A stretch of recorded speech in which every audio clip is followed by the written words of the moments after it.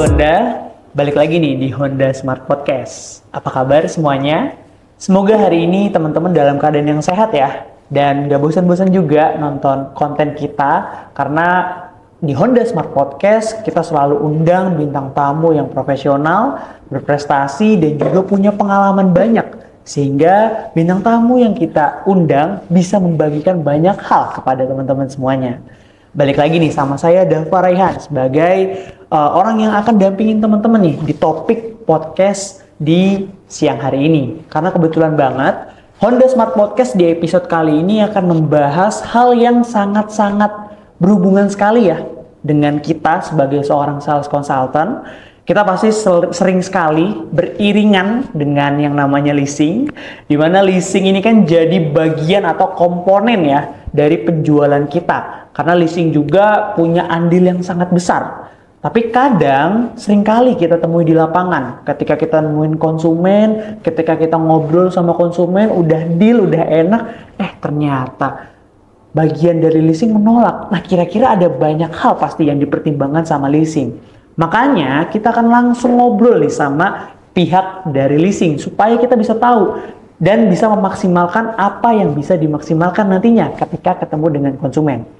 Pas banget di podcast kali ini kita kedatangan bintang tamu yang luar biasa, punya pengalaman banyak sekali.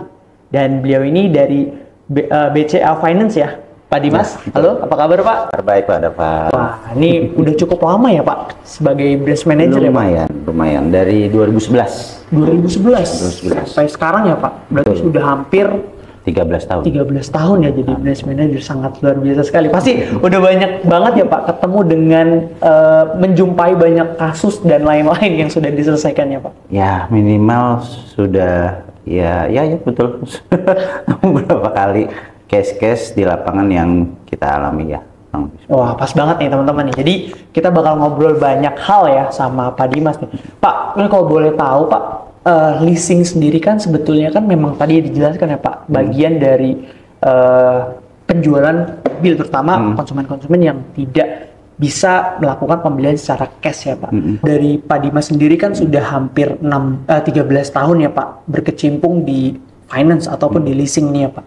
Kalau dari Pak Dimas sendiri Pak, kalau ngomongin tentang leasing ini maknanya apa sih Pak? Kalau misalnya bisa didefinisikan Pak, sehingga antara kita dan juga penonton serta sales itu punya pandangan yang sama Pak terhadap sebuah leasing gitu Pak. Oke. Sebenarnya jadi bicara begini, dalam satu siklus otomotif itu kan ada namanya konsumen. Konsumen ini punya needs. Needs-nya apa? Makanya dia di situ ada sales yang menjembatani untuk misalnya dia mau beli mobil, ya udah ada sales mobil gitu ya. Nah, dari sales mobil ini dia menawarkan produk yang dibutuhkan konsumen. Nah, dari konsumen ini lihat lagi dia punya kapasitas sejauh apa. Kalau dia punya uang lebih berarti cash belinya. Tapi kalau dia uangnya saat ini baru ada sekian, tapi dia punya kemampuan sebenarnya untuk di masa yang akan datang. Iya, dia ibaratnya gapai mimpi dia. Nah, kalau dia bicara gapai mimpi dia, di situ ada namanya leasing yang untuk support dalam hal seperti ini. Sehingga apa?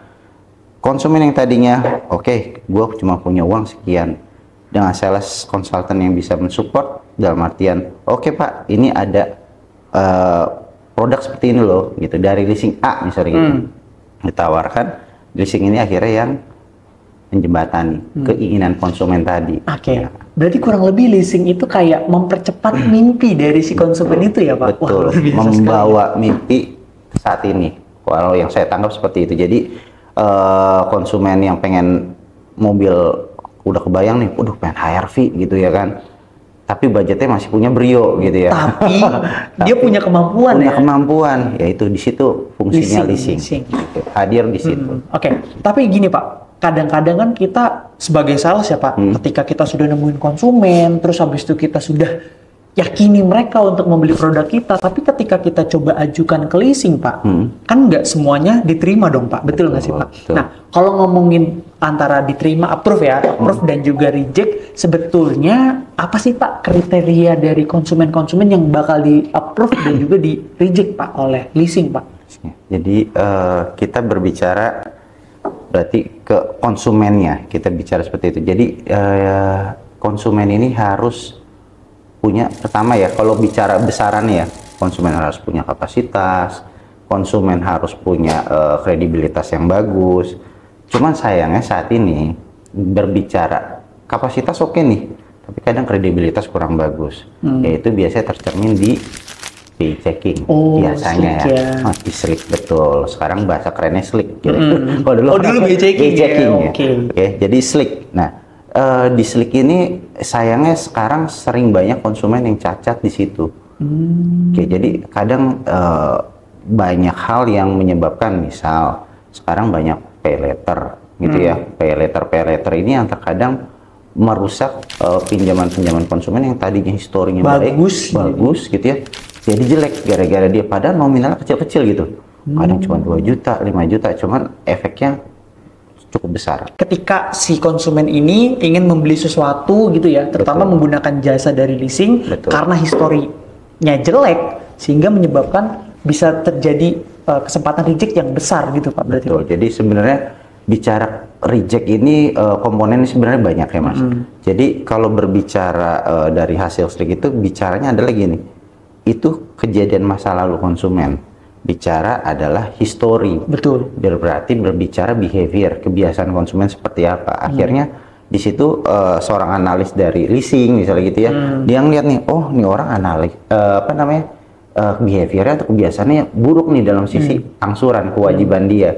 Akhirnya apa? Yaitu reject. Tapi juga ada beberapa kondisi konsumen yang mungkin di 4 tahun lalu dia jelek gitu ya, misalnya dia punya pinjaman motor sempat bermasalah gitu ya, tapi ternyata dia punya ada kepercayaan dari perbankan lain yang dia jalanin gitu ya, misalnya dia punya KPR atau apa gitu, dalam waktu 2-3 tahun terakhir ternyata bagus. Ini bisa jadi data pembanding juga. Jadi tidak serta-merta histori dia yang langsung di-reject gitu langsung reject, enggak gitu juga. Ada perbandingan dan juga pertimbangan ya Pak? Betul sekali. Jadi yang kita lihat adalah pertimbangan-pertimbangan itu. Jadi sebenarnya banyak komponen, tapi minimal biasanya hal awal yang dilihat sama leasing salah satunya sekarang kan dari slick tadi. Atau slick ya? Betul. Gitu kayak pandangan pertama gitu ya Pak? Jadi kalau ngeliat cewek cantik nih gitu ya. Minimal itu dulu melihat. Tapi setelah dicari tahu ternyata cowok gitu. Itu yang bahaya. Itu yang bahaya. Jadi lihat dari situ dulu. Ya minimal itu pandangan pertamanya. Kalau pandangan pertamanya oke, biasanya ke belakangnya oke. Gitu. Nah, yang paling banyak sering terjadi di lapangan Pak, ketika kita sebagai sales Pak udah dapat konsumen, kita nggak tahu nih Pak slicknya Pak. Kan kita, karena memang slick kan memang diceknya ketika sudah di leasing ya Pak. Kadang-kadang seperti itu ya. Kita lihat nih Pak dari usahanya, kemampuan dia punya potensi untuk bayar produk yang bakal dia beli, itu kelihatannya bagus gitu Pak. Terus habis itu slicknya jelek, mungkin nggak Pak masih bisa ngambil Pak? Jadi ini kan berbicara berarti secara kapasitas saat ini ya, konsumen saat ini.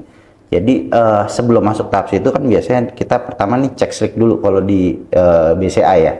Kita cek slick dulu. Slick ini menggambarkan orang ini pada masa lalu, bukan pada masa saat ini ya. Misalnya ada yang berjalan, berarti yang saat ini. Tapi ada beberapa misalnya yang masa lampau. Kalau ternyata misalnya dilihat ada dari slick tersebut masih ada toleransi, sebelumnya ada masalah, tapi saat ini udah membaik, itu kita anggap masih ada toleransi. Biasanya di saat itu kita bisa jalan dulu nih. Tapi kalau ternyata kita lihat historinya semua jelek gitu ya, buruk semua dari awal sampai akhir, dia punya pinjaman, apalagi kadang nih ada yang treble winner. Jadi 3 pinjaman mobil, 3-3 bermasalah. Biasanya kalau udah gitu udah pasti reject ya. Tapi misalnya ada beberapa pinjaman yang sebelum, misalnya pinjaman motor misalnya gitu ya, pinjaman motor bermasalah, tapi saat ini dia punya pinjaman mobil yang lancar atau pinjaman KPR lancar. Coba kita jadi pertimbangan, kita coba jalan dulu misalnya seperti itu.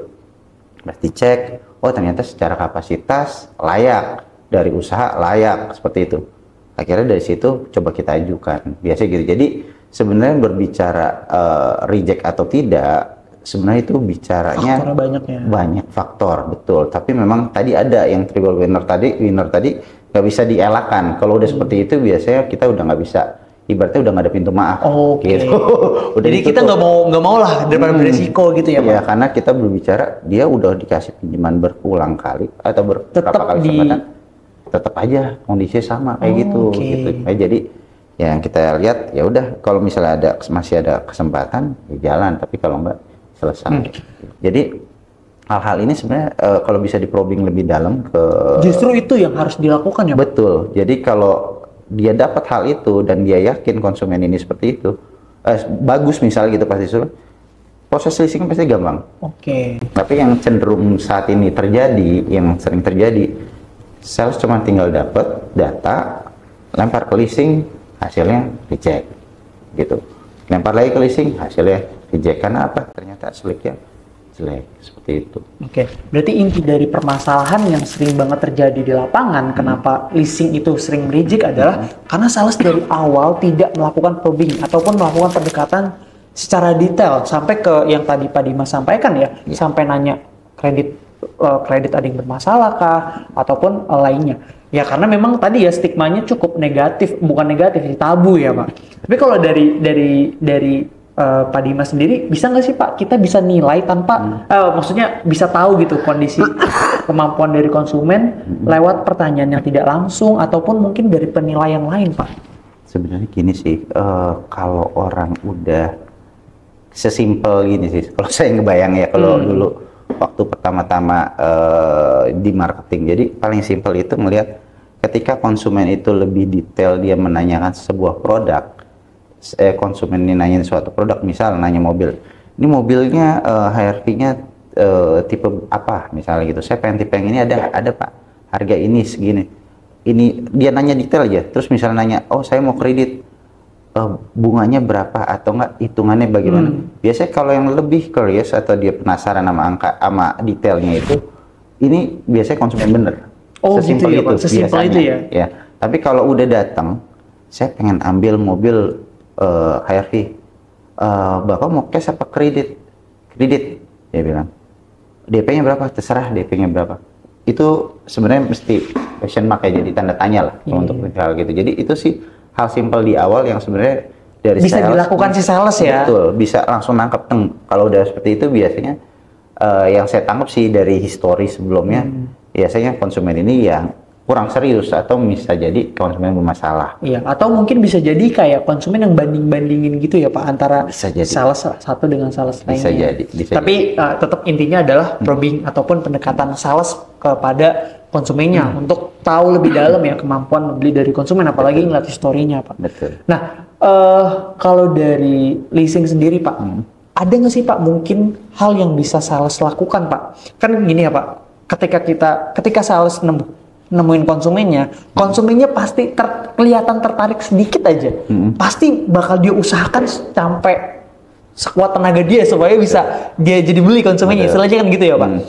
Ada nggak sih Pak yang bisa sales lakukan Pak supaya chance untuk approve dari leasing itu besar Pak dan nggak kena reject Pak? Nah mungkin dari Pak Dimas punya pandangan. Nah, gini, jadi kalau saya ngelihatnya sih gini, simple. Kalau seleknya selesai, beres, aman, misalnya seperti itu ya.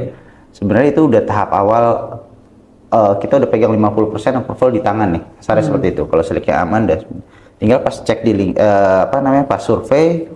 Kalau ternyata pas survei oke, datanya ada kurang-kurang dikit, biasanya listing ada toleransi seperti itu. Jadi di situ sebenarnya kalau bicara akhirnya tadi udah 50% di tangan, ini sebenarnya tinggal nambahin 20-30% ya wes approve, biasanya seperti itu. Biasanya seperti itu ya. Jadi tinggal lihat ke kondisi pas di lapangan, oh ternyata data yang di Slack ini matching sama data yang di lapangan, ya udah biasanya jalan ya. Biasanya jalan, jadi nggak perlu sentuhan apa-apa kok. Gitu justru ya. Jadi sering itu jadi jalan. Oke Pak, berarti gambaran besarnya itu ada pada proses pencarian konsumennya ya Pak. Kalau dari penjelasan Pak Dimas tadi ya, kita mundur ke belakang Pak, dari proses pendekatan konsumen, terus sebelumnya kan sebelum melakukan pendekatan kan pasti ke proses pencarian konsumen. Sehingga ketika kita melakukan proses pencarian konsumen yang baik di kolom yang benar sesuai dengan produk yang ingin kita jual, maka kemungkinan besar untuk dapat konsumen yang let's say di proses kemampuan membelinya benar itu pasti terjamin gitu ya, dapat lah di sana ya Pak. Tapi masalahnya gini Pak, kadang-kadang kan sering juga Pak sales konsultan itu Pak ketika proses pencarian konsumen dia ngerasa, oh ini hot nih. Terus akhirnya dia fokus tuh sama konsumen tersebut. Hingga akhirnya di akhir bulan dia nggak punya pilihan lain, Pak. Konsumen selain itu aja tuh, satu itu doang.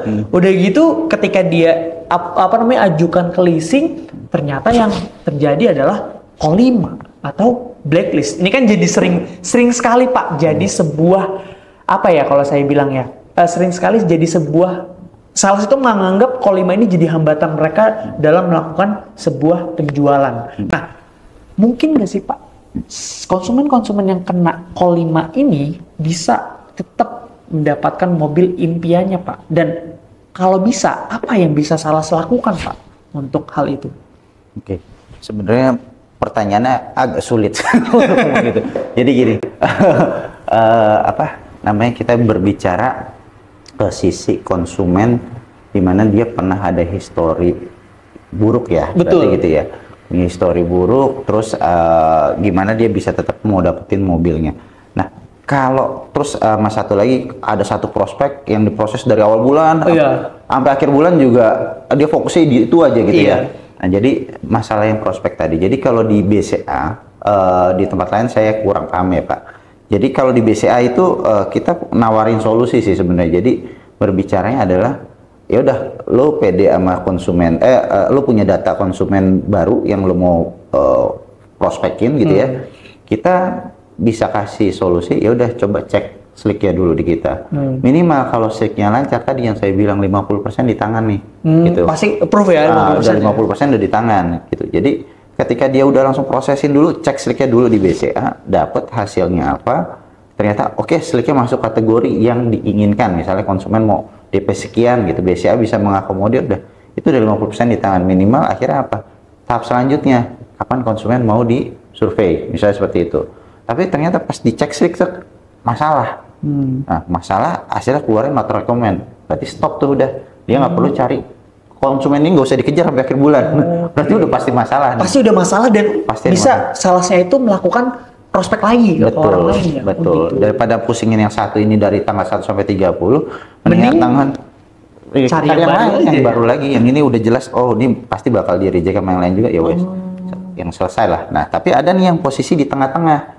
Pernah punya histori buruk, tapi saat ini dia punya pinjaman bagus, lancar, yang notabene pinjamannya menjadi data pembanding dari yang sebelumnya. Misalnya tadi dia sebelum punya pinjaman motor call 5 gitu ya, terus dia sekarang punya pinjaman bagus gitu, pinjaman bagus yang udah jalan, nilai misalnya rumah dia, karena sekarang kan orang butuh rumah nih rata-rata, rumah rata-rata juga udah kredit gitu ya. Punya pinjaman rumah yang bagus, lancar segala macam, ya udah itu bisa jadi data pembanding untuk diajukan ke leasing seperti itu. Jadi nanti tinggal datanya misalnya ada data, tinggal surveinya oke, kapasitas sekarang layak oke, jalan. Karena gini, kita nggak bisa pungkirin ada beberapa kondisi di 2-3 tahun terakhir betul, karena COVID betul. Jadi karena pandemik banyak konsumen yang bermasalah di periode tersebut gitu ya. Jadi itu mungkin yang jadi pertimbangan kami juga di BCA untuk mempertimbangkan beberapa hal, kurang lebih seperti itu. Akhirnya ada kebijakan yang sedikit mempermudah, mentoleransi juga. Mentoleransi ya? Betul untuk perihal ini. Cuman memang yang agak disayangkan mungkin saat ini banyak konsumen yang nggak sadar sama masalah kolektibilitas mereka. Jadi misalnya kayak saking mudah sekarang pay letter segala macam, akhirnya impactnya mereka nggak bayar nggak apa, cuma terima uangnya, atau pengen jalan-jalan nggak jadi jalan-jalan tapi pay letternya udah jalan nggak dibayar, akhirnya bermasalah. Itu yang akhirnya timbul saat ini sebenarnya permasalahan yang sering saya temuin, akhirnya masalah di situ sih. Oke Pak, dari situ mungkin nggak sih Pak, sales ini, ya anggaplah saya sales ya Pak. Ketika saya ketemu sama konsumen, saya make sure Pak, si konsumen ini apakah pay letternya ada, dan kalau misalnya ada, apakah pembayarannya lancar. Kalau misalnya nggak, dia punya pay letter, tapi pembayarannya kurang nih, kurang lancar nih. Akhirnya saya coba untuk Pak, tolong lunasin dulu Pak pay letternya, baru saya ajukan ke leasing. Apakah itu punya chance approve juga Pak, sehingga namanya bisa sedikit bersih gitu Pak? Chance itu ada, cuman kebanyakan beberapa mereka nggak tahu malah. Oh gitu. Iya, jadi contoh paling simpel itu tadi masalah tiket pesawat. pengen beli tiket pesawat kemarin, terus ternyata dia pas hari H, mendekati hari H, entah sakit atau ada keperluan akhirnya nggak jadi. Dia nggak mereschedule, tidak melakukan apa-apa, tiket pesawatnya dia nggak di-refund juga, tapi pay later jalan. Akhirnya dia kadang lupa dia punya pinjaman itu, akhirnya efeknya apa? Masalah. Dia punya pay later, dan itu yang terkadang akhirnya pas kita tanyakan di lapangan misalnya gitu ya, kita coba bantu gitu untuk solve di situ, saya nggak tahu itu ada pinjaman itu gitu loh. Jadi itu yang terkadang jadi masalah. Kalau dia tahu ya mungkin akan lebih baik karena apa, dia tinggal jalan lunasin aja, terus dia tinggal ajukan, udah pasti punya chance besar ya. Jadi buat teman-teman juga bisa jadi hal baru ya, Pak Dimas ya. Sebelum teman-teman coba untuk ajukan ke leasing ataupun minta approval ke leasing tentang proses pembayaran, teman-teman boleh pastikan dulu apakah konsumen ini punya pay later yang mungkin terhambat, tersendat, sehingga konsumen ini bisa menyelesaikan dulu. Nah, dari situ namanya akan cukup bersih lah, kita bisa bilang ya, Pak. Minimal ada toleransi. Minimal ada toleransi di situ, sehingga chance untuk approve-nya juga cukup besar ya, Pak. Iya sih, kalau kita ngomongin zaman sekarang kan kayak pinjol, pay later itu udah terus masuk sih salah satunya ya, Pak. Tapi kalau misalnya dari Pak Dimas sendiri, pandangan Pak Dimas dengan sales zaman now ya, kita bisa bilang tuh gimana sih, Pak, terhadap bagaimana sales ini memberikan treatment ke leasing ataupun ke konsumennya, Pak? Sejauh pengalaman Pak Dimas ya selama 13 tahun, Pak. Jadi gini sih sebenarnya. Pasti setiap zaman ada plus minusnya. Ya. Kita ngeliat plus minusnya pasti ada. Cuman memang nggak bisa dipungkiri kalau dulu mungkin sales banyak kanvas, teleponin satu-satu, datengin satu-satu. Rata-rata dari sisi engagementnya sama konsumen lebih erat ya, lebih dapat gitu semuanya. Tapi dengan kondisi kemajuan teknologi, adanya media sosial segala macam, sekarang mungkin grab konsumen bisa lebih banyak, tapi dari sisi engagementnya kurang ya. Gitu. Jadi sebenarnya plus minus. Jadi sebenarnya tinggal dimanfaatkan platform yang ada, misalnya sekarang lewat Facebook atau apapun itu gitu ya, misalnya media sosial lainnya, tapi ketika dapat satu konsumen tinggal proses engagementnya aja diperdalam, lebih dieratkan, akhirnya kalau dia misalnya dapat konsumen yang ternyata punya hubungan yang erat gitu ya, misalnya yang baik, itu bisa pasti RO berkali-kali itu jadinya.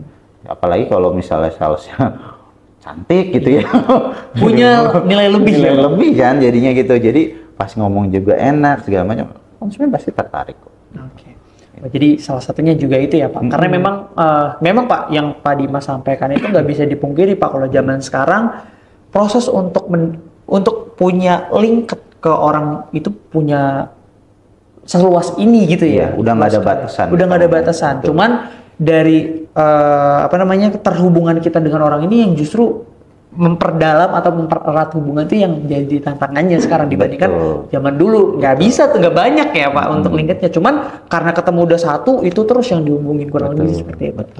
Nah, balik lagi, Pak, ke masalah tadi, Pak, saya sedikit penasaran nih, Pak, sama yang terjadi di lapangan juga. Kan tadi kan kita sempat ngomong kolektibilitas ya, Pak, dari konsumen, Pak. Nah, kan pasti Pak Dimas pasti familiar lah sama hal ini, Pak.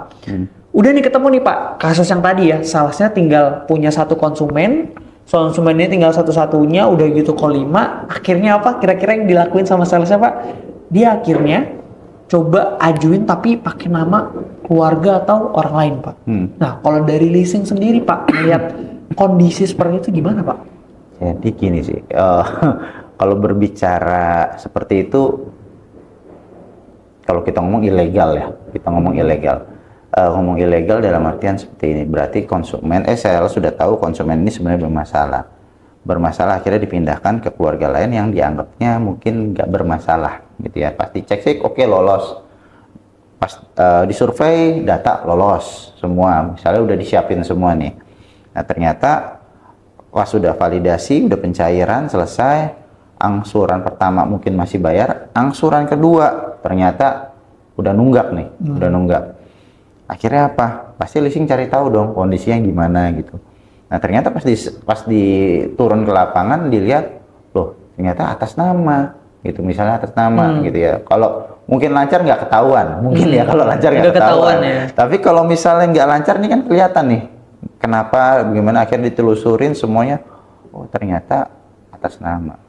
Kalau dari sisi leasing, selama tidak ada keterlibatan orang dalam, kita pasti ngelihat, oke, salesnya siapa, kita lihat seperti itu. Pas dilihat di lapangan, oh ini dari salesnya begini gini yang waktu itu bikin gini. Akhirnya ini jadi bank data di kita. Oke, sales A. Ternyata ada aplikasi lain lagi dari sales A lagi misalnya. Udah pasti dari sistem ini kita akan antisipasi. Biasanya kita kalau dari sisi leasing ngelok sales ini. Dan kalau misalnya dari sisi internal ada yang ikut serta, ya biasanya dari sisi internal juga ada punishment-nya. Gitu biasanya dari sisi SP ataupun pengeluaran. Dan mungkin sebenarnya yang harus digarisbawahi sih kalau saya ngelihatnya, dunia marketing ini kan dinamis sekali. Betul Pak, betul sekali. Yang saya garisbawahi sebenarnya gini, yang mesti sama-sama dipahamin. Ada konsumen butuh mobil, ada pihak Honda yang menyediakan mobil. Betul, ada pihak leasing juga yang membantu ya. Yang membantu prosesnya untuk memiliki impian tadi. Betul. Nah, jika kalau banyak konsumen yang bermasalah akhirnya dikondisikan seperti tadi, efeknya apa sih? Efeknya ke leasing. Ketika leasingnya terima data, akhirnya yang ibaratnya yang tulang, kalau kita ngomong nggak ada dagingnya ya. Nggak ada dagingnya. Ini leasing lama-lama sakit perut juga. Betul. Sakit perut itu juga. Kalau udah sakit perut akhirnya apa? Leasingnya mati deh. Stop dulu. Stop. Akhirnya apa? Efeknya di mana sih? Akhirnya itu efeknya mungkin nggak sekarang, tapi jangka panjang. Akhirnya beberapa leasing tumbang. Kalau tumbang akhirnya apa? Jualan juga pasti turun. Oh, jadi mempengaruhi semua hal ya Pak? Betul. Efek domino kencang sekali gitu. Ya. Karena tadi marketing adalah hal dinamis ya. Dinamisnya. Jadi memang saya bilang selama mungkin kondisinya sales benar-benar tahu dan segala macam dia melihat hal itu, mungkin yang harus dipertimbangkan tadi itu kondisi efek dominonya, kurang lebih seperti itu. Oke, menarik ya yang disampaikan oleh Pak Dimas tadi tentang bagaimana pandangan dari leasing itu terhadap kita sebagai sales dan juga aktivitas marketing yang sehari-hari kita lakukan. Dan banyak hal yang tadi disampaikan Pak Dimas, salah satunya adalah bagaimana cara kita untuk menghindari konsumen-konsumen yang punya chance untuk di reject leasing. Seperti apa yang perlu diperhatikan gitu ya. Kayak misalnya kemampuan membelinya, slicknya, bahkan kita pun nggak perlu ragu ataupun nggak mau ya untuk menanyakan tentang histori kreditnya kah, atau pembayaran yang selama ini dilakukan lancar atau tidak. Itu juga bisa jadi perhatian nih buat kita sebagai seorang sales consultant. Tadi juga ya Pak, ternyata call 5 itu masih punya kesempatan Pak untuk bisa melakukan penjualan dengan catatan dan juga syarat ataupun pembanding yang bisa dilakukan gitu ya Pak, kurang lebih. Nah, buat teman-teman, kebetulan banget di program kita ada yang pasti teman-teman juga familiar ya dengan program baru ini yang namanya itu adalah TTS atau Tanya-Tanya Sales. Jadi programnya ini ditujukan buat teman-teman yang ingin menanyakan banyak hal kepada bintang tamu kita. Dan kebetulan di sini ada 2 pertanyaan ya Pak, kurang lebih atau beberapa lah pertanyaan yang udah ditanyakan oleh sales dan akan kita langsung tanya nih ke bintang tamunya supaya teman-teman bisa dapat jawabannya. Nih, yang pertama ada yang bertanya nih Pak, apakah mungkin konsumen di red zone itu melakukan pembayaran secara kredit? Kalau misalnya bisa, apa yang perlu diperhatikan? Nah, ini boleh dong Pak dibantu dijawab. Mungkin kalau dilihat dari pertanyaannya ngegambarin nih Pak, kondisi di sales ini banyak yang red zone nih kayaknya Pak. Jadinya dia susah Pak nyari-nyari konsumen. Gimana nih Pak kalau dari Pak Dimas Pak? Oke. Agak susah ya. Jadi berbicara red zone itu sebenarnya kan kita berbicara akumulasi konsumen yang bermasalah di satu daerah tersebut. Jadi ibaratnya menggambarkan kondisi daerah tersebut bagaimana. Tapi pertanyaan, ada nggak sih konsumen di red zone ini yang nggak bermasalah? Gitu ya. Jawabannya ada. Balik lagi, sebenarnya semua itu memungkinkan nggak sih Pak konsumen ini yang di red zone masih bisa dibiayai gitu ya? masih memungkinkan selama tadi layer pertama nih, slick dulu, lolos dulu aja. Minimal slicknya lolos dulu nih. Ketika slicknya lolos, tinggal surveinya. Ketika surveinya memang secara kapasitas, secara kecocokan kredit, dalam arti kecocokan kredit gini, konsumen yang mau ngambil unit tadi BRV misalnya, keluarga gitu ya, konsumen berkeluarga yang ambil unit BRV, layak nggak cocok nggak sih? Cocok misalnya seperti itu. Tapi misalnya anak kuliah tiba-tiba ngambil mobil CR-V gitu. Iya. Wah. Nah, mungkin kan jadi pertanyaan gitu. Atau mungkin kalau anak kuliah mungkin kalau ada kapasitas lebih biasanya paling Brio lah. Brio misalnya seperti itu ya. Nah, jadi sebenarnya kecocokan data seperti ini yang kita bilang yang hanya bisa didapetin pas survei sih, gitu. Jadi balik lagi, memang kalau bicara red zone ini kita nggak kalau bisa langsung menyimpulkan, nggak bisa langsung menyimpulkan karena memang tadi saya bilang cukup berat karena udah di awal itu udah pasti wilayah merah semua masuk ya. Ini belum kita lihat slicknya ya Pak, udah merah duluan. Udah merah duluan, datanya masuk, waduh, udah daerah ini gitu kan, udah masuk data ini, udah langsung kelihatan merah. Hasil slicknya keluar memang nggak bisa dipungkiri juga, kadang beberapa daerah yang red zone ini slicknya masalah semua. Oh, rata-rata masalah semua justru Pak. Slicknya bermasalah, tapi ada nggak sih yang lolos? Ada gitu, ada, bukannya semua bermasalah, ada aja yang masih bisa lolos gitu ya. Nah ini yang bisa lolos ini, yang biasanya kita nolak nggak? Biasa kita masih terima kok, kita masih bisa terima, tinggal nanti disurvei sama pihak dari kita, surveyor, untuk ngecek semuanya. Selama konsumen itu layak secara kapasitas, semua data biasanya kita ajukan itu. Wah, luar biasa. Ya, tinggal balik lagi tadi kecocokannya. Ya. Oke, berarti terjawab ya, ternyata di red zone itu masih punya kesempatan untuk melakukan penjualan ataupun melakukan pembayaran secara kredit ya. Jadi pinter-pinter kita ya sebagai sales dalam melakukan proses pencarian di tempat red zone tadi ya. Dan proses pendekatan hingga tahu nih kemampuan membeli konsumen. Kalau misalnya dirasa teman-teman ngelihat konsumennya ini kurang ataupun meragukan, ya sarannya tadi ya Pak, mendingan fokus ke konsumen lainnya ketimbang teman-teman malah fokus terhadap satu ini aja nih, sehingga kesempatan-kesempatan lain terbuang sia-sia. Kita bisa akhirin ya untuk podcast kali ini. Thank you teman-teman yang udah nonton sampai akhir. Jangan lupa teman-teman, kalau misalnya teman-teman sudah selesai menyaksikan podcast, jangan lupa untuk komentar yang ada di bagian bawah. Tolong sampaikan apa materi yang teman-teman ingin dengar di podcast episode selanjutnya, supaya kita bisa nyesuaiin nih dengan keinginan dari teman-teman semua. Dan jangan lupa tekan tombol like apabila teman-teman menyukai podcast yang tadi sama-sama kita saksikan. Kalau gitu di akhir podcast, sekali lagi thank you ya Pak Dimas ya untuk jauh-jauh datang kemari Pak untuk ngobrol. Deket ya. Jangan ntar ketahuan dong Pak. Kan biar lebih dramatis Pak. Oke, thank you banget teman-teman. Sampai jumpa di kesempatan selanjutnya.